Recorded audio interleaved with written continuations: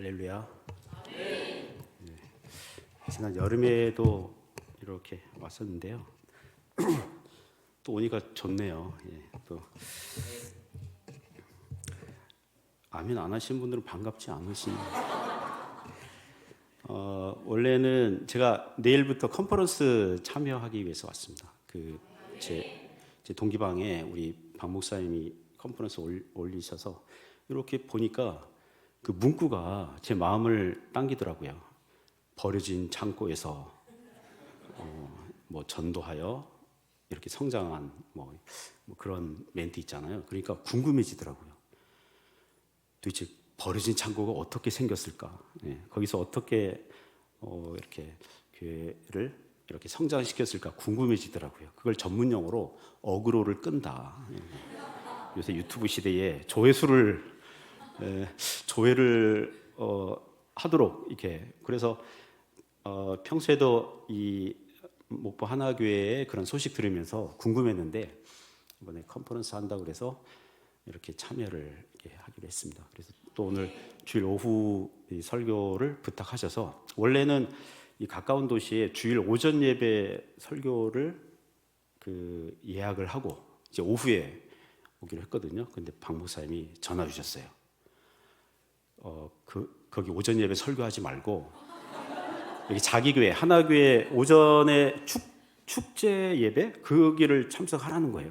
컨퍼런스 온 김에 여기 집중해야 되지. 어디 엉뚱한 곳에 지금 시간 보내냐. 그래서 전 살다 목사에게 설교하지 말라고 주일 오전 설교하지 말라고 전화하는 목사님 또 처음 봤습니다. 그래서 또 제가 50대 후반인데 제 일정을 제가 스스로 관리를 할 수 있는데 그걸 하지 말고 아주 강건하게 오라고 해서 눈물을 머금고 거기 취소하고 죄송하다 그러고 또 어제 저녁에 한 6시간 운전해서 여기 왔거든요. 그래서 여기 오면서 그 축제 예배 도대체 축제 예배 축제가 아니기만 해봐라. 뭐 축 처진 축 늘어진 예배이기만 해봐라. 내가 가만 안 둘 거야. 이러면서 오늘 그 2부 예배 참석했거든요. 잘 왔어요.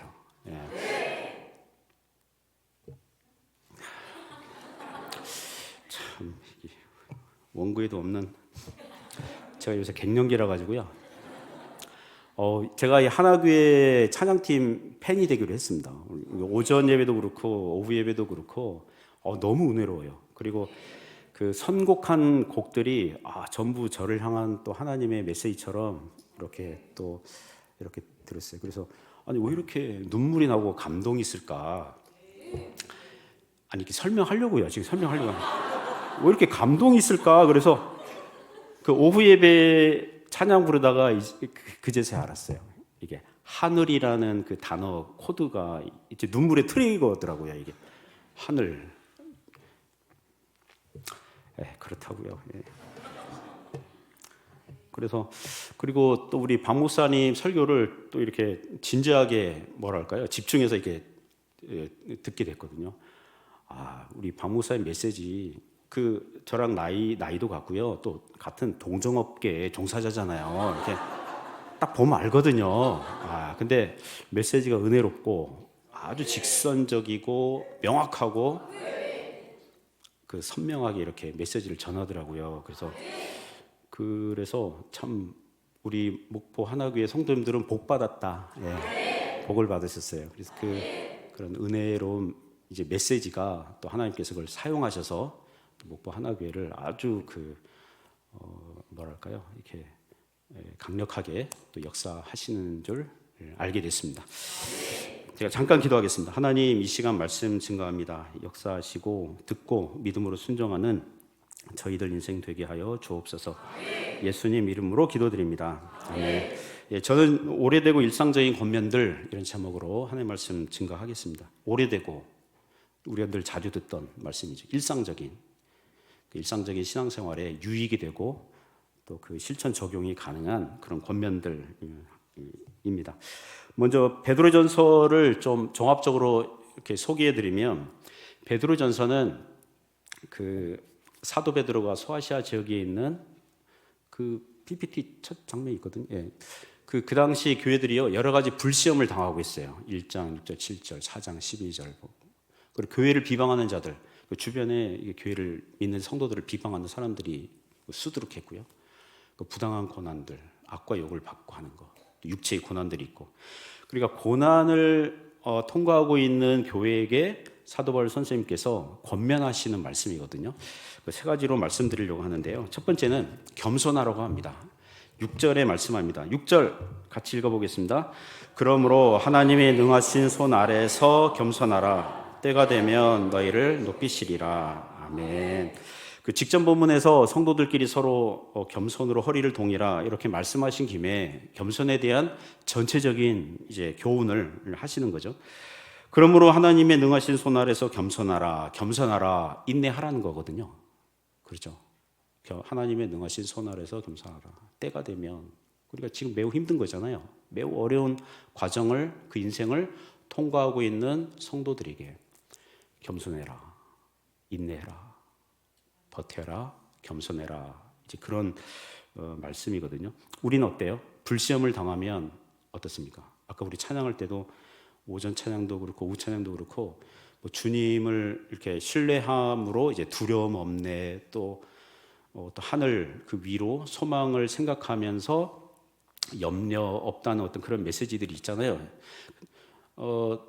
그리고 성경에 보면 이런 그 말씀들 나오는 이유가 성도들이 불안해요. 고난받으면 힘들다고요. 하나님의 능하신 손 아래서, 하나님의 주권과 섭리 아래서 하나님이 함께 하시는데 종종 잊어버리고 불안해하고 포기할까? 예수님 안 믿는 사람들 인생 보니까 어때요? 우리보다 더 축복받는 것 같거든요. 하나님도 모르는데 더 축복받는 것 같고, 우리는 예수님 믿고 신앙생활 열심히 하는데 덜 받는 것 같고 그렇잖아요. 우리 교회 성도님들 중에 이런 분이 계십니다. 그 역기러기 그 아빠, 그러니까 그 자녀들은 12년 특례 때문에 그 지역에서 계속 학교를 다녀서 이제 엄마랑 이제 자녀가 이제 나오고, 이제 남편, 아빠는 한국에서 이제 그 그 일을 하면서 이제 생활비를 보내주는 거죠. 그 남편은 안 믿는 분인데 어쨌든 7년 전에 갔어요. 물론 이게 1년에 한두 번 왔다 갔다 하는데, 그 남편이 하는 말이 이렇대요. 그 지금 한국에서 자리 잡고 있는 중이기 때문에 좀 있으면 괜찮아질 거예요. 여러분, 7년째 자리 잡고 있어요. 원래 자리 잡는 거는 1년, 2년 하고 그 다음에 세워져잖아요. 7년째 자리 잡고 있대요. 우리의 인생이 신앙생활을 하는데 뭔가 계속 자리 잡고 있는 것 같아요. 예수님 믿으면 복 받아요 그랬는데, 그럼 그 복을 좀 보여주세요 그러면 보여줄 게 별로 없어요. 보여줄 게 별로 없는 것 같아요. 저는 05년도에 중국 갔거든요. 그 중국 경제가 성장할 때는 우리 성도님들 많이 왔습니다. 제가 잘 나갈 때는 잘 나갈 때 그러는데 어쨌든 교인들이 한 7, 80명, 작년 7, 80명 모였거든요. 지금은 10여 명대로 떨어졌어요. 다 이게 경제가 다운되고 해서 삼성 부장이 우리 교회 다녔고요. 그 LG 법인장이 다녔고, 뭐 효성 뭐 이렇게 여러분 한때 대기업 우리 임원들이 제가 섬기는 교회에 이렇게 오셨어요. 그때는 휴대폰 새로 이렇게 원고에도 없는 내용을 왜 이렇게 얘기할까요? 휴대폰 만들지 않습니까? 그러면 새로운 휴대폰이 나오면 공장에서 따끈따끈한 그걸 가지고 목사님 이거 쓰세요 이러면서, 그래서 내가 좋은 성도들을 뒀구나 뭐 이러고 있는데 어느 날, 지금 21년째거든요. 쑥 다 빠져갔어요. 남아있는 대기업 없어요. 그러니까 개인적인 사업하거나 비즈니스하는 분들 이렇게 계시고, 또 한국으로 떠나려고 지금 대기 중이시고 막 그런 거라고요. 그러니까 어떻게 보면 흥망성쇠를 다 경험하고 있거든요. 그 누가 나보고 오 목사님 목회하셔서 하나님께서 많은 은혜를 주셨죠? 많은 축복 주셨죠? 네. 보여주실래요? 없어요. 지금 없어요. 있었던 것 같은데 없어요. 그러니까 세상적인 가치로 환산할 수 있는 게 안 보여요. 그럼 어때요? 맞나? 신앙생활 이게 지금 제대로 하고 있는 것인가? 맞나? 이럴 수 있잖아요. 중도 포기할까? 세상으로 떠나가 버릴까? 성도들이 고난을 통과하면서 그런 유혹을 받는다는 것입니다. 그러나 그럼에도 불구하고 여전히 하나님의 능하신 손 인식하고 믿고 신뢰하고 살고 있다면 제대로 잘하고 있는 것입니다. 하나님의 능하신 손 아래서 겸손을 잘하고 있는 것입니다. 왜 그래요? 때가 되면 어때요? 너희를 높이실 것이기 때문에. 여기서 때는 헬라어로 카이로스라고 합니다. 정하신 때.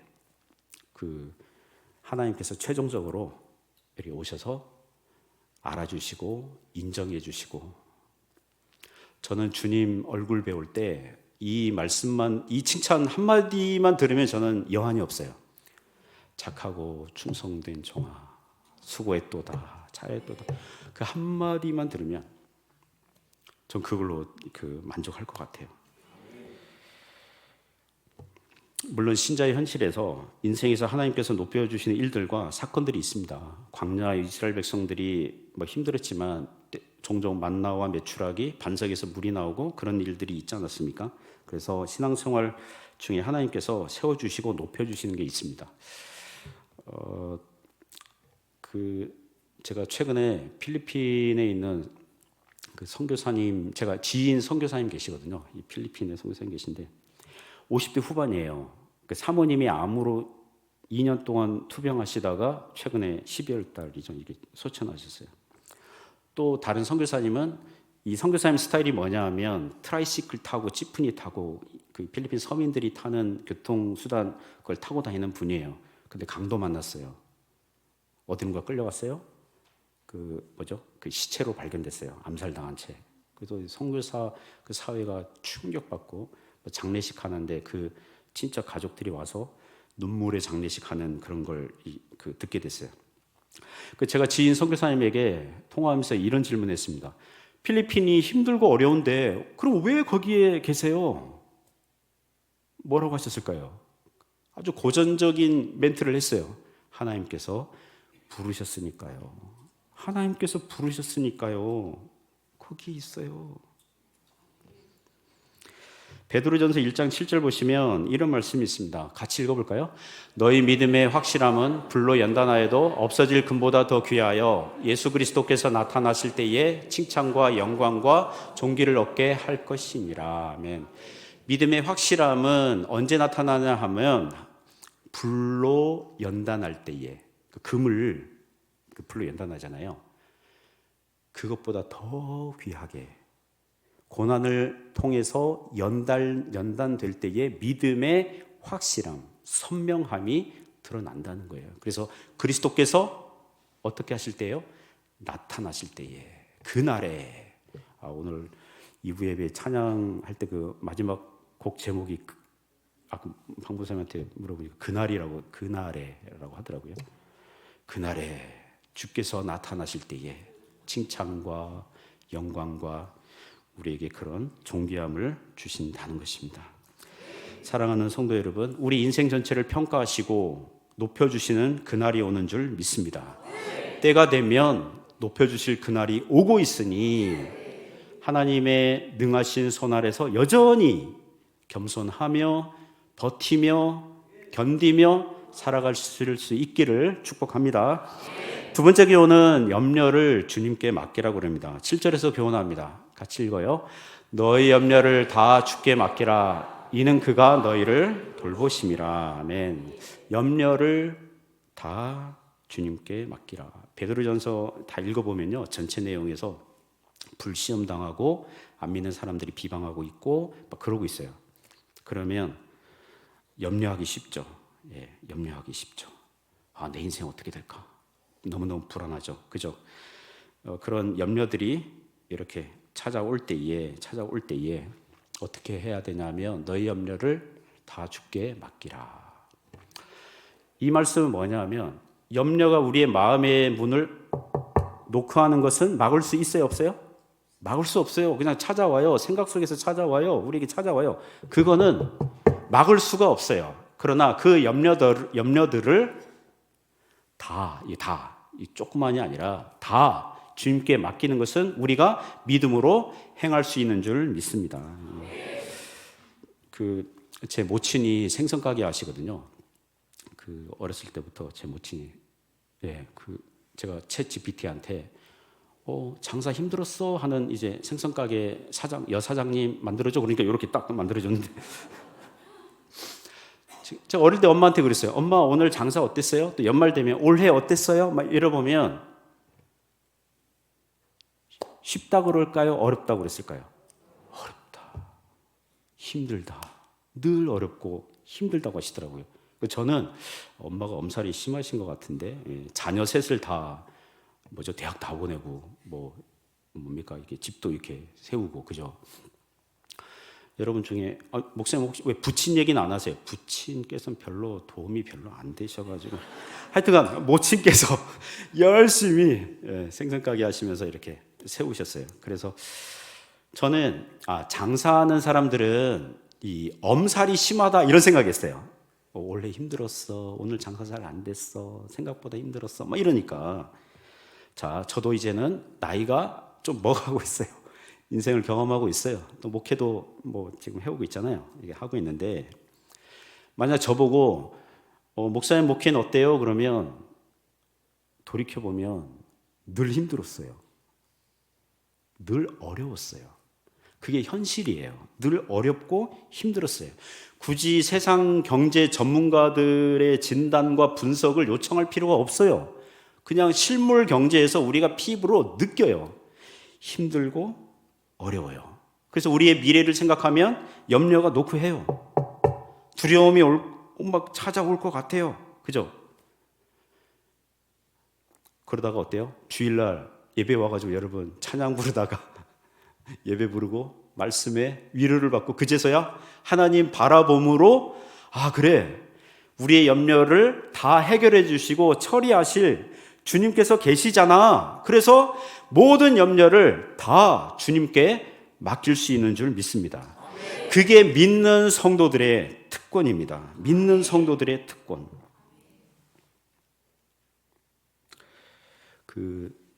저는 아까 잠깐 말씀드렸는데 저는 한 20년 정도를 후원했거든요. 우리 교회가 그래도 현지 선교사님들 중국교회 막 후원했습니다. 그런데 교인들이 이렇게 썰물 빠지듯 이렇게 빠지고 그러니까 제가 어떻게 해야 될지 몰라서, 그런데 우리 몇몇 동기 목사님, 선교사님들이 목사님 이제는 후원하며 살았는데 이제는 선교사처럼 후원을 요청하며 이제 거기서 더 이렇게 견디시기 바랍니다. 막 이렇게 조언을 해주는 거예요. 그래서 근데 제 느낌이 후원하다가 후원을 요청하기가 쉬울까요? 어려울까요? 어려워요. 자존심 상하는 것 같고요. 또 선교사님들 혹시 계시면 용서하시기 바랍니다. 뭔가 구걸하는 것 같고요.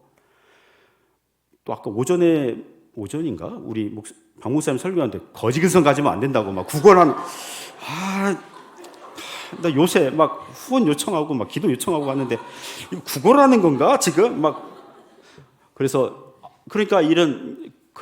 막 멈칫 엉거주춤 이렇게 하고 있는데, 한 25년 전에 제가 부교육자로 사역했던 어떤 지방도시 어느 교회 성도님 페북 친구거든요. 페이스북 친구인데 갑자기 뜬금없이 메신저로 문자를 보내온 거예요.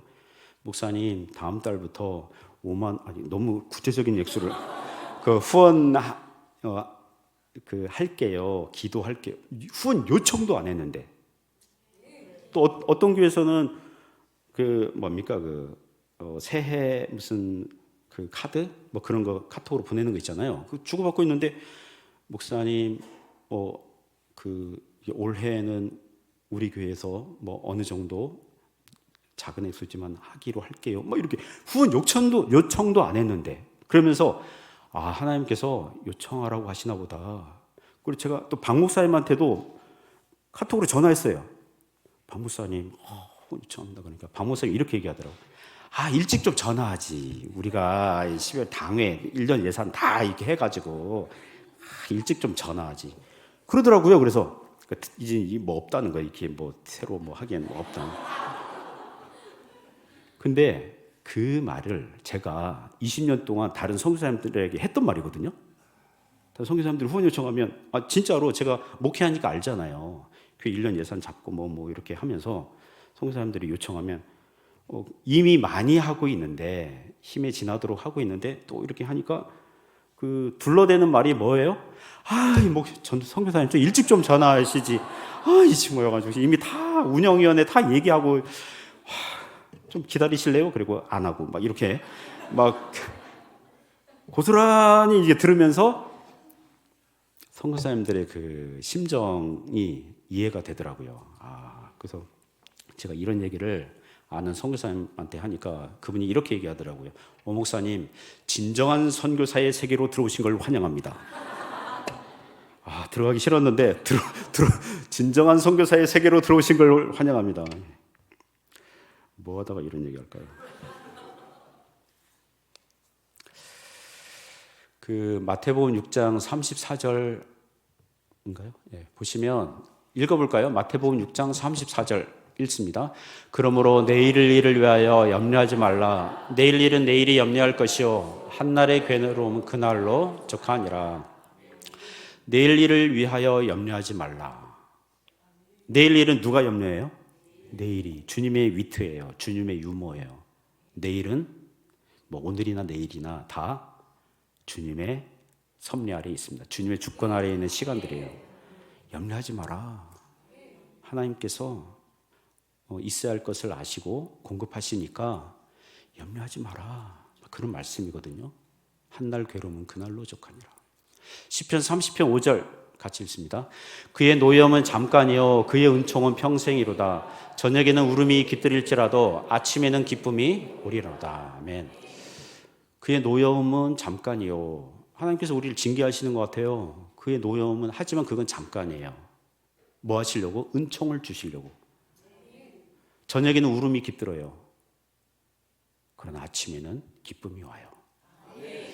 제가 그 설교 준비할 때 이것도 챗 GPT한테 설교 준비를 굉장히 힘들어하는 목사 그 이미지를 만들어줘. 그러니까 저렇게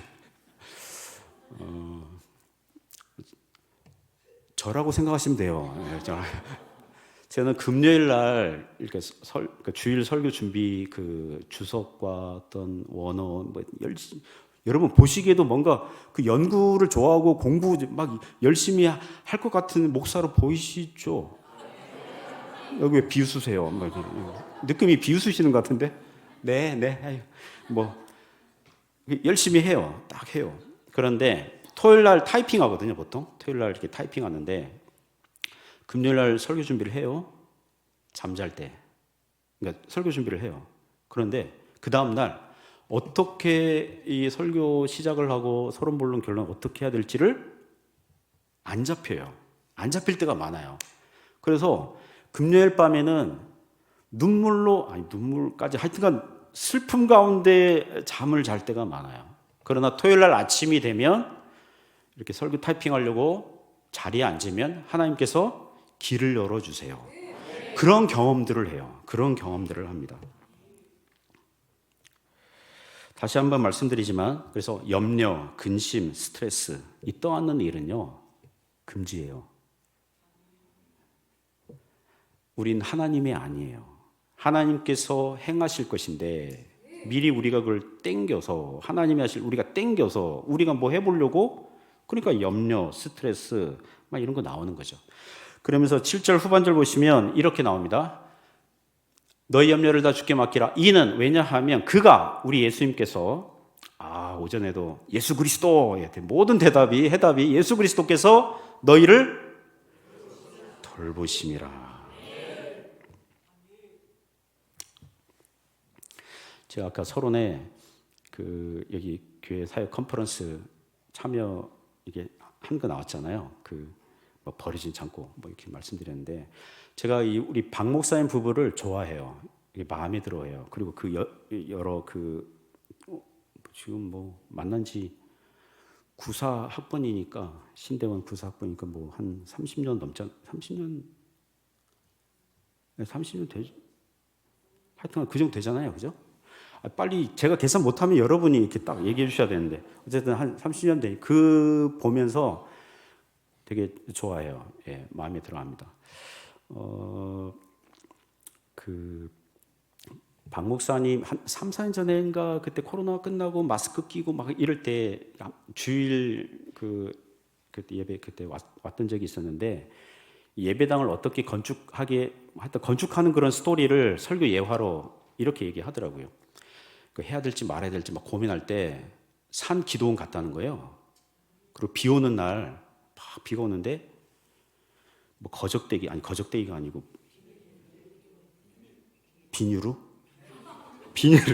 비닐을 뒤집어 써가지고 밤새 기도했다는 거예요. 제가 그 얘기 들으면서 아니 그거는 우리 쌍팔년도 이 선배 기성세대 그 목사님들이나 막 금식하면서 중요한 문제 있으면 기도원 가서 막 그렇게 기도하고 하잖아요. 그런 얘기를 이 현대에 우리 목사님으로부터 들으면서 야 신앙에 야성이 있다. 나 같으면 브런치 먹으면서 커피 마시면서 주님 들어주시겠습니까? 뭐 이럴 텐데 이렇게 아주 돌격 앞으로 막 그런 스타일로 막 하는 걸 보면서 굉장히 그때 도전을 받았어요. 또 우리 사모님은 그 예전에 그런 얘기 들었어요. 막 개척해서 얼마 안 되고 힘들 때에 뭐 신앙 일기인지 기도문인지 뭐죠? 그 주님 이 고난의 굴이 아니라 터널이라는 단어를 계속 썼다는 거예요. 굴은 막혀 있잖아요. 맞은편이. 근데 터널은 뚫려 있잖아요. 그래서 고난의 터널을 통과하게 하실 줄 믿습니다. 뭐 그런 거에 또 이렇게 은혜를 받았고 한 번은 저녁 집회를 앞두고 저녁 식사하러 갔는데 같이 이렇게 식사하다가 갑자기 사모님이 수저를 딱 놓더니 나가시는 거예요. 식사하다가 말고. 그래서 어디 가세요? 그러니까 저녁 집회에 참석해야 할 성도님들을 봉고차로 이렇게 모시고 와야 된다는 거예요. 사모님이 운전을 하신다는 거예요. 그때는 제가 섬기는 교회가 잘 나갈 때 하여튼간 그때 그 봉고차에 있는 중국 기사를 채용해가지고 새벽기도 차량을 운행했었거든요. 이렇게 맡기고 했었거든요. 그런데 박 목사님 부부는 이렇게 어떻게 보면 목회 뭐라 그럴까요? 바닥부터 이렇게 일어날 때에 그렇게 영혼과 육체를 갈아 넣었잖아요.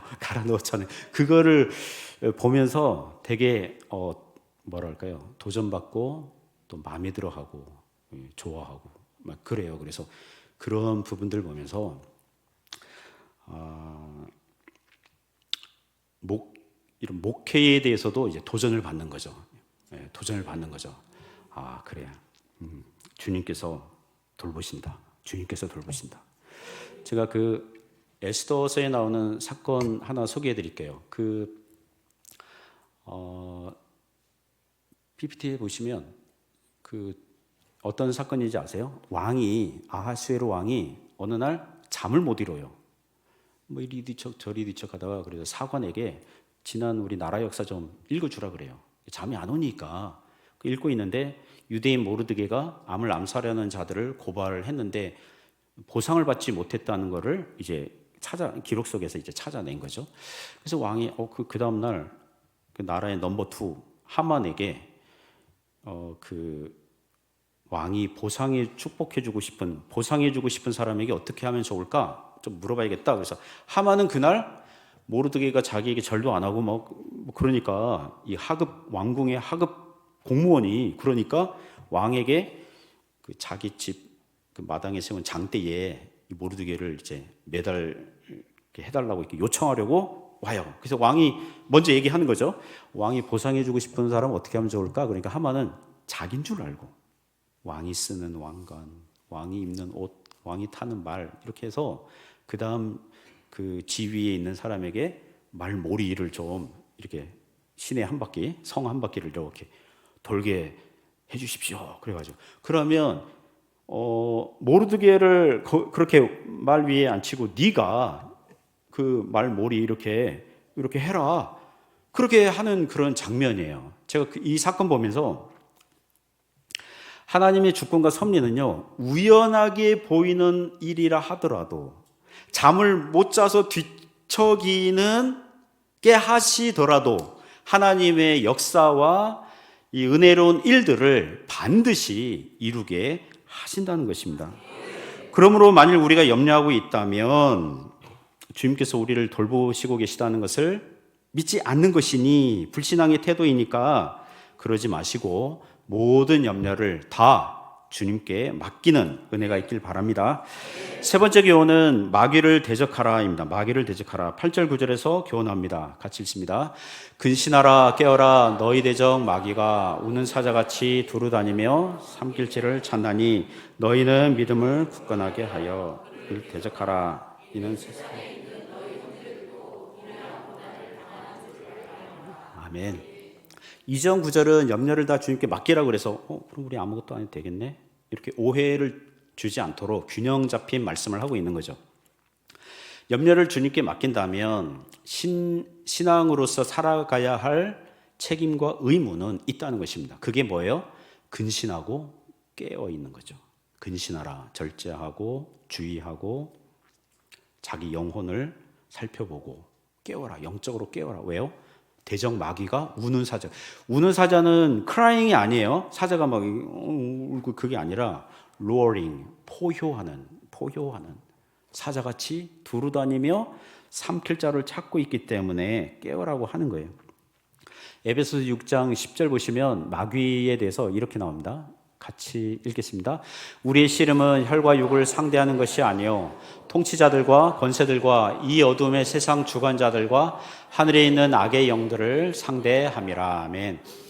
우리의 씨름은 혈과 육은 사람을 설명하는 여기 이런 관용적 표현이에요. 성경에 혈과 육 그러면 사람이에요. 사람.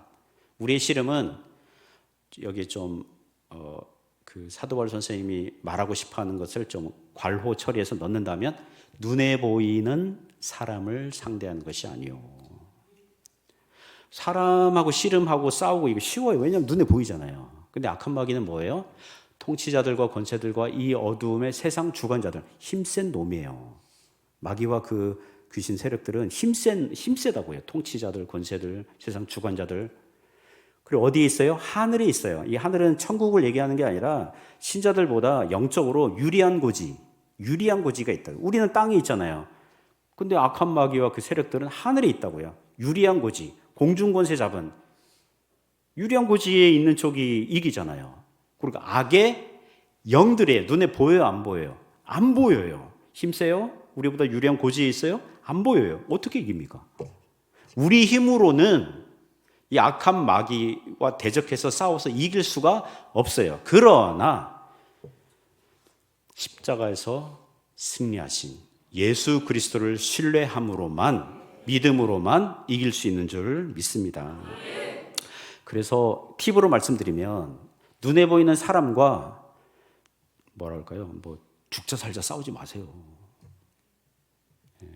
그 눈에 보이는 이 사람과 지옥 끝까지 찾아가서 복수하고 말태야 그런 거 하지 마세요. 친히 복수하지 마시고. 지난주는 은퇴한 선교사님 만나서 이제 교제를 하게 됐습니다. 중동 아랍 지역에서 선교하신 분이신데 그 한 번은 미국에 있는 기자 생활을 하다가 이제 중동으로 선교사로 오게 된 거예요. 이제 한국계 이제 미국 그 국적 사람인 거죠. 어느 날 자기를 찾아왔어요. 몇 년 후에 찾아왔어요. 찾아와서 그 전직 기자 출신 그 선교사가 말하기를 자기랑 사역하는 선교사님이 있는데 순 사기꾼이라는 거예요. 사역도 제대로 안 하고 돈만 막 밝히고 그래서 자기가 이 기자 정신을 발휘해서 그 선교사의 그런 비밀들 그런 이 과실들 그걸 다 정보 수집했다는 거예요. 그래서 그거를 언론에 터뜨리기 전에 우리 그 연배가 좀 있으신 선교사님에게 최종 조언을 듣기 위해서 찾아왔다는 거예요. 어떻게 하면 좋을까요? 공의를 세워야 하지 않겠습니까? 그러니까 그 선교사님이 그랬다고 하더라고요. 덮으세요. 만약 이거 터뜨리면 선량한 선교사들까지도 피해를 받습니다. 그리고 한국교회가 선교사들에게 후원하겠습니까? 그 제대로 일을 잘하는 선교사님들이 더 많은데 그거 덮으세요. 여러분 우리의 씨름은요 눈에 보이는 사람이 아니에요. 눈에 보이는 사람이 아니에요. 미국 교회 유머 중에 이런 유머가 있습니다. 엄마와 아들입니다. 부부가 아니에요. 이렇게 챗GPT에게 엄마와 아들을 그려줘 그러니까 아들을 너무 노안처럼 이렇게 그려가지고 미국 교회 유머예요. 주일에 아들이 엄마에게 불평하죠. 하소연하죠. 엄마 오늘 주일이지만 나 교회 가기 싫어. 교회 가고 싶지 않아. 그리고 엄마가 이렇게 얘기하죠. 네가 교회 가야 할 두 가지 이유를 알려줄게. 첫 번째는 신앙생활은 사람을 보면서 하는 게 아니라 주님 보면서 하는 거야. 사람 보면서 하지 마라. 주님 보면서 하는 거니까 교회 가야 되고. 두 번째, 네가 그 교회의 담임 목사인데 네가 이날 설교해야 되는데 네가 교회 안 가면 누가 설교하겠니? 그런 분위기가 썰렁합니다 지금. 이렇게. 원래 유머는 제 페북 친구 분 중에 이렇게 목사님 한 분이 계신데 개척교회예요. 청소년 딸이 있어요. 딸에게 그랬대요. 네 친구들 학교 친구들 좀 교회 좀 데려와라. 그러니까 그 청소년 딸이 이렇게 얘기하더래요. 아빠 설교는 재미없어. 너무 지루해. 그래서 친구들 데려오기가 민망해. 데려오지 않을 거야. 이러는 거예요. 아니 가뜩이나 교인들이 별로 없는데 개척교회인데. 그래서 실망해가지고 목사님 이러면 어떻게 하면 좋겠습니까? 자, 그랬습니다. 예수님도 고향에서는 선지자는 고향에서 환영을 받지 못해요. 저도 그래요. 막 이러면서 그러는데 그런 데서 실망하거나 좌절하거나 넘어지면 안 되죠. 그렇잖아요. 그 설교자들에게는 목회자들에게는 주일 오전 교회 가기 전에 그 시간이 매우 중요하거든요. 꼭 악한 마귀가 부부싸움을 일으키거나 자녀들과 트러블을 일으키거든요. 몇 주 전에도 그 토요일이었는데 제가 아내랑 좀 설교 준비하다가 아내랑 사소한 말다툼이 된 거예요. 누가 비웃으시는 것 같은데? 뭐 이렇게 하시는 그럴 때도 있대. 목사도 부부싸움 한다고요. 이렇게 한다고요. 이렇게 했는데 그럼 다음날 주일이잖아요. 그럼 어떻게 해야 돼요? 빨리 화해를 해야 되죠. 화해를 해야죠. 그래서 화해를 하는데 서로 얘기하는데 이렇게 얘기하는 거예요. 우리가 뭐 때문에 싸웠지? 기억이 안 나는 거예요. 뭐 때문에 싸웠지? 제가요, 이렇게 부부싸움 한 다음에 설교 준비 한 중간쯤 하다가 막 부하가 치밀어 올라가지고 주님 내려 주옵소서, 잡아 주옵소서 제 감정을 막 이랬는데 생각이 안 나는 거예요. 기억이 안 나는 거예요. 그 무엇입니까? 악한 마귀가 몇 번 씹어댄 거죠. 이제 몇 번 이제 그렇게 한 거죠. 그러니까 누구라도 깨어있지 아니하면 근신하지 아니하면 마귀밥이 될 수 있다는 것입니다. 자, 그러면 마귀랑 어떻게 싸워야 됩니까? 9절 보시면 너희는 믿음을 굳건하게 하여 그를 대적하라. 믿음을 굳건하게 하라는 건 뭐예요? 하나님을 신뢰함으로, 하나님을 의지함으로 싸우라는 것입니다. 그 시편 42편 11절 보시면 이런 말씀이 있습니다. 같이 읽죠. 내 영혼아 네가 어찌하여 낙심하며 어찌하여 내 속에서 불안해하는가? 너는 하나님께 소망을 두라. 나는 그가 나타나 도우심으로 말미암아 내 하나님을 여전히 찬송하리로다. 아멘. 악한 마귀가 공격해오고 그러면 그 어떻게 싸우는지 하나의 예를 성경에서 신뢰를 얘기해줘요. 뭐냐 하면 자기가 자기에게 얘기해요. 내 영혼아, 내 영혼이잖아요. 정신 차려라. 내 영혼아, 어찌하여 왜 낙심하고 왜 내 속에서 불안해하는가? 너는 누구에게 소망을 두라? 하나님께 소망 두라. 여러분, 하나님께 소망을 두면 언제나 이기는 줄 믿습니다. 그가 나타나 도우십니다. 그래서 하나님을 찬송하게 하시는 것입니다. 그런 방식으로 이기는 거예요. 그런 방식으로 이기는 거예요. 그래서 9절 말미에 보시면 이는 세상에 있는 너희 형제들도 동일한 고난을 당하는 줄 알미라. 복음성가 가사 중에 이런 가사 있잖아요. 왜 나만 겪는 고난이냐고 슬퍼하지 마세요. 그런 게 있어요. 그런 게 있는데 감사합니다. 이렇게 좀 가이드 해주셔가지고 왜 나만 겪는 슬픔이냐고. 저는 중국에서 지금 21년째 있거든요. 그러면서 그 한국 와서 지난주에 몇몇 목사님들, 선교사님들 만나서 교제하는데 제 목회의 어려움을 토로했단 말이에요. 이게 기도 제목도 하고 뭐 이렇게 해서 힘들고 저렇게 해서 힘들고 얘기하니까 한국에서 목회하시는 분들이 또 목회하면서 당하는 어려움들이 있잖아요. 그걸 얘기하시는 거예요. 예를 들면 최근에 제 동기 목사님 한 분이 그 충북 진천의 어느 시골 교회 담임 목회자로 갔어요. 교인이 7명이에요. 다 할머니, 할아버지예요. 이제 한 분씩 돌아가시면 교회가 이제 소멸될 위기에 있는 거기에요. 최근에 통화했는데 오 목사님 가니까 교인 7명인데 알고 보니 우리 교회가 그 지역에서 대형 교회더라고요. 그러는 거예요. 그래서 7명인데 대형 교회라고요? 그러니까 옆마을 교회는 교인이 4명이래요. 건넌 마을은 1명이래요. 그래서 7명 괜찮네? 뭐 이러면서 좀 이렇게 유머스럽게 얘기하시더라고요. 그러니까 그런 얘기를 들으면서도 뭐라 할까요? 나만 겪는 목회적인 어려움이 아니라 다 겪고 있구나. 힘들어하고 있구나. 사랑하는 성도 여러분, 세상 사람들이 알아주지 않습니까? 우리 주님께서 알아주시면 충분한 줄 믿습니다. 말씀을 정리합니다. 여러분, 하나님의 능하신 손 아래서 하나님의 주권과 섭리를 믿음으로 겸손하시기 바랍니다. 때가 되면 우리를 높여주시는 날이 옵니다. 그리고 세상 염려들을 다 송두리째 하나도 남김없이 주님께 맡기시기 바랍니다. 주님께서 돌보십니다. 우리가 할 일은 근신하고 깨어서 믿음으로 대적 마귀와 싸우고 대적하는 겁니다. 우리만 당하는 고난이 아닙니다. 세상에 있는 모든 그리스도인들이 어떠한 방식으로든 이 비슷한 믿음의 싸움을 하고 있습니다. 그래서 하나님을 신뢰하는 믿음의 사람들이 되시기를 주님의 이름으로 축복합니다.